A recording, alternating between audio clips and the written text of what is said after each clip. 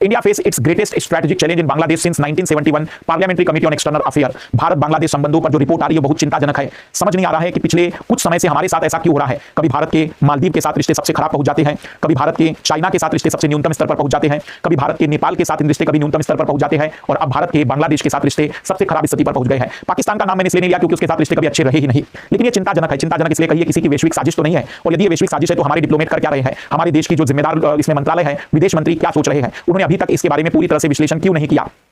लगातार पड़ोसियों के साथ हमारे रिश्ते खराब होना अच्छी चीज नहीं है। पिछले 1971 में जब बांग्लादेश का निर्माण भारत की मदद से हुआ, उसके बाद से लेकर अभी ये 2025 ऐसा वर्ष रहा है जहां पर अमेरिका के साथ रिश्ते सबसे लोएस्ट लेवल पर पहुंचे, बांग्लादेश के साथ रिश्ते सबसे निम्नतम स्तर पर पहुंचे। ये हमारे लिए चिंता की बात इसलिए है क्योंकि पड़ोस का हमारे साथ खराब व्यवहार हमारे पूरे इंटरनल सिक्योरिटी को भी और कहीं ना कहीं हमारे बाह्य सुरक्षा को भी चिंता में डाल देता है। ध्यान दीजिए कि अमेरिका के साथ रिश्ते का खराब होना एक बार हम झेल भी लेंगे, लेकिन पड़ोसियों के साथ रिश्ते खराब होना चैलेंजिंग होता है। यदि आपके अपने मोहल्ले में पड़ोसियों के साथ रिश्ते खराब है तो आप देखेंगे कि आप अपने जीवन में कठिनाइयां ज्यादा महसूस करेंगे। गांव में किसी दूर के मकान के साथ आपके रिश्ते खराब होंगे तब भी कोई दिक्कत नहीं आती है। तो बातचीत यह है कि हमारे देश में ये कब इस बात पर गौर किया जाएगा कि रिश्तों को बेहतर किया जाए।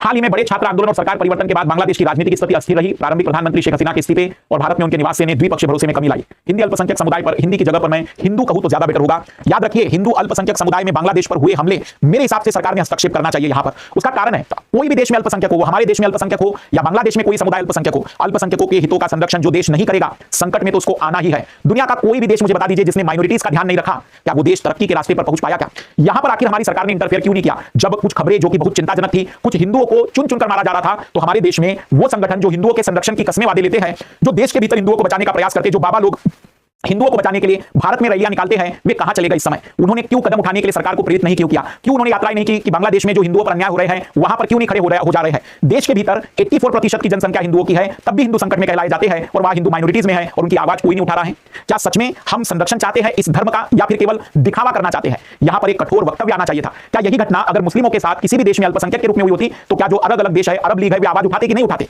तो इस समय आवाज क्यों नहीं उठाई गई? क्यों चुप बैठ गए जब बांग्लादेश में हिंदुओं की हत्याएं की जा रही है?